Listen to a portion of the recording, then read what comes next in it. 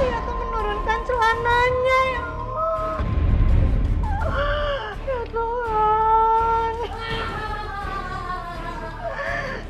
Jadi suamiku tuh malah.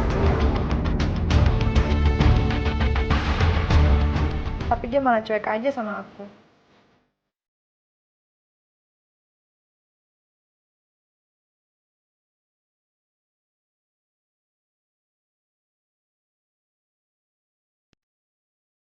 Kalau kadang-kadang dia malah seperti itulah, malah marah sama aku. Aku sendiri jadi merasa apapun yang aku lakukan selalu salah di matanya. Sebenarnya aku bingung. Tapi aku mencoba untuk cuek sama hal ini. Sampai suatu hari aku nekat. Kenekatan Ella untuk membuktikan kebenarannya justru membuatnya harus minum pil pahit berkali-kali. Apakah keadaan ini dapat menyadarkan suami Ella? Lalu bagaimanakah nasib keluarganya? Aku ingin tahu apa sih yang dilakukan suamiku di luaran sana. Dan pada saat itu, di akhir pekan, dia bilang sama aku, dia mau lembur di kantor. Tapi aku melihat di matanya, kalau dia tuh sedang berbohong sama aku. Diam-diam aku mengikutinya dari belakang. Pak, kita ikutin mobil itu terus ya Pak ya?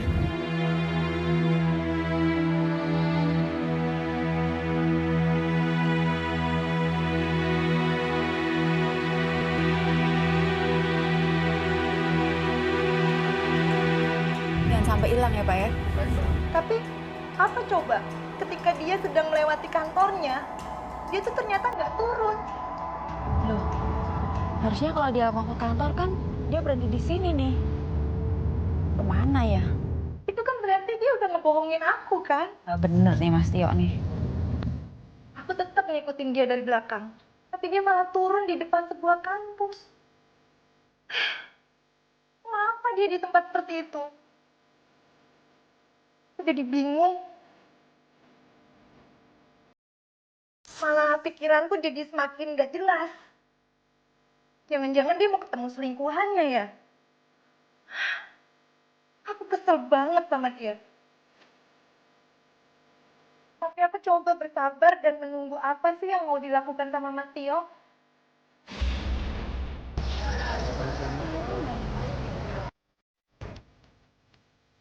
Nggak taunya, dia tuh cuma memperhatikan mahasiswa yang lagi lewat di depan matanya. Genit banget sih. Ngapain tingkahnya kayak gitu?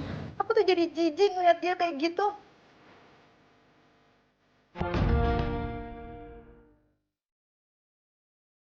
Sampai pada akhirnya, itu ada seorang mahasiswi yang lagi berjalan di depannya sendirian.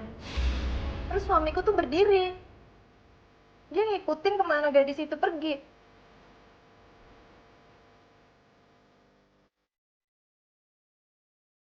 Aku nggak tahu siapa gadis itu.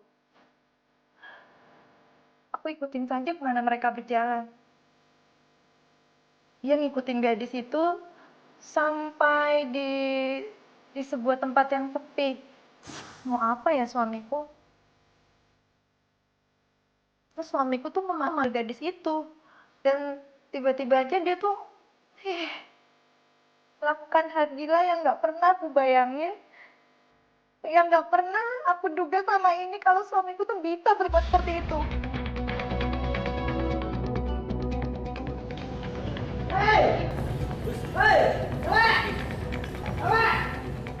Dia tuh menurunkan celananya, ya Allah.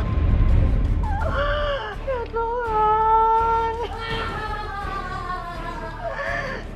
Jadi suamiku tuh malah tersenyum puas melihatnya. Ya Tuhan.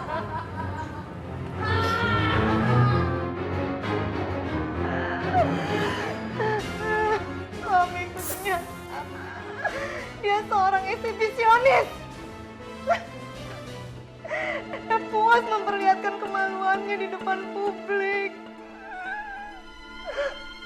Saat itu aku shock banget melihatnya. Aku pun juga hampir berteriak juga. Tapi untungnya aku bisa nahan diri aku. Aku nggak mau Mas Tio tahu kalau aku mengikuti dia. Itu tuh.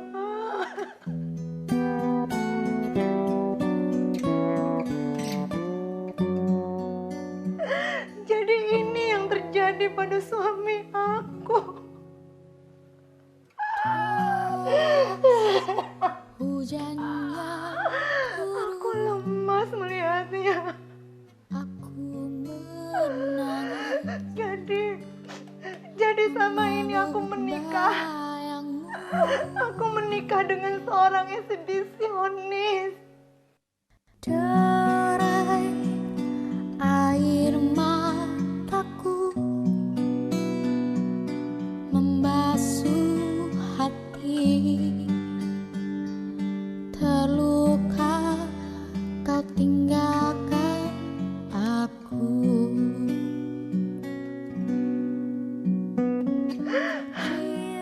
Ya Tuhan, Kan kau beri namun apa salahku? kau ungkapkan. Apa ada yang salah dengan diriku? Dosa apa aku? Apa yang harus aku lakukan? Sebani embun pagi luruh menetes di dedaunan. Ku tangisi kepergianmu cinta. Aku tuh sampai bingung.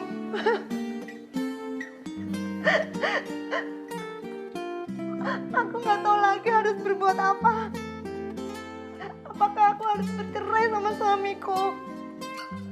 Terus gimana dengan masa depan anak-anakku? Masa depan diriku? Apa aku harus tetap bertahan? Dengan risiko tekanan psikologis yang harus aku tanggung sendiri.